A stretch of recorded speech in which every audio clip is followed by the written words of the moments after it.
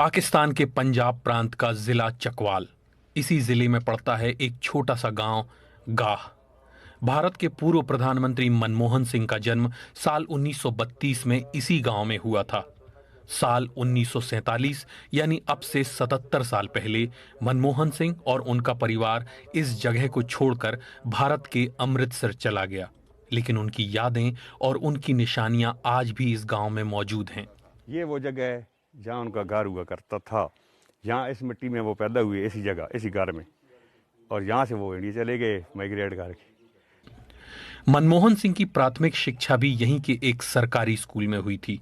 इस स्कूल के प्रबंधकों ने इतने सालों बाद भी उनकी मार्कशीट्स संभाल कर रखी हुई हैं। इस स्कूल में वो 4 जमात तक पढ़े हैं सिर्फ, क्योंकि उस वक्त ये स्कूल था ही 4 जमात तक, तो उन्होंने 4 क्लासेस यहाँ से पास की हैं।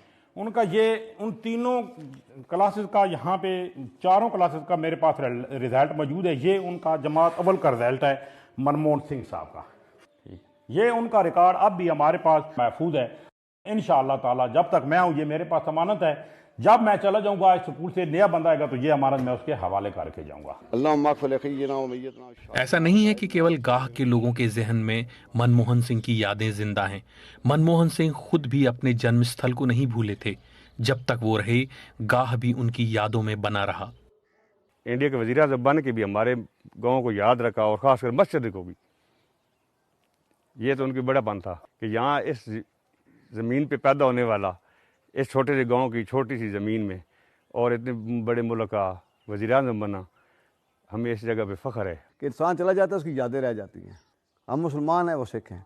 सबसे पहले जो उनकी बात मुझे याद है कि उन्होंने एक मैसेज भेजा था कि मेरे घर के साथ एक जामा मस्जिद है, वहाँ पे नमाजी नमाज पढ़ते थे। मुसलमानों की बात कर रहा हूँ, अल्लाह पाक को, और वो आज नहीं है, लेकिन उनकी बात हमें इसलिए याद है कि अच्छी बातें हमेशा याद रखी जाती हैं। उन्होंने कहा कि वहाँ पे लोग नमाज़ पढ़ते हैं और पानी ठंडा होता है, वहाँ पे मैं गीज़र लगवाना चाहता हूँ। तो हमने उनको कहा जी हमारी वहाँ पे 3 मस्जिदें हैं। तो उन्होंने 3 मस्जिदों के लिए इंडिया से वो गीज़र सिस्टम भेजे हैं, जो आज भी हमारी मस्जिदों में लगे हुए हैं।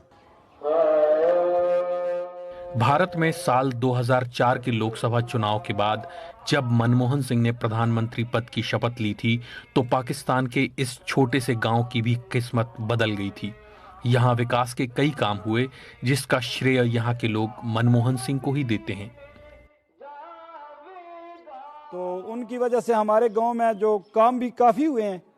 बच्चियों का हाई स्कूल बना, बच्चों का हाई स्कूल बना, BHU की इमारत बनी, वेटनरी का अस्पताल बना, और तकरीबन बलकसर से लेकर गाह तक डबल रोड बनी। तो बहुत ज़्यादा काम भी हुए, लेकिन हमारी जो वो ख्वाहिश थी कि वो यहाँ आते और हम उनका इस्तकबाल करते, लेकिन वो हम बस उनके बाद आज वफा हो गया है, तो हमें अफसोस है। गाह के लोगों को जिस बात का मलाल है, उसी मलाल के साथ पूर्व प्रधानमंत्री मनमोहन सिंह ने भी इस दुनिया को अलविदा कह दिया।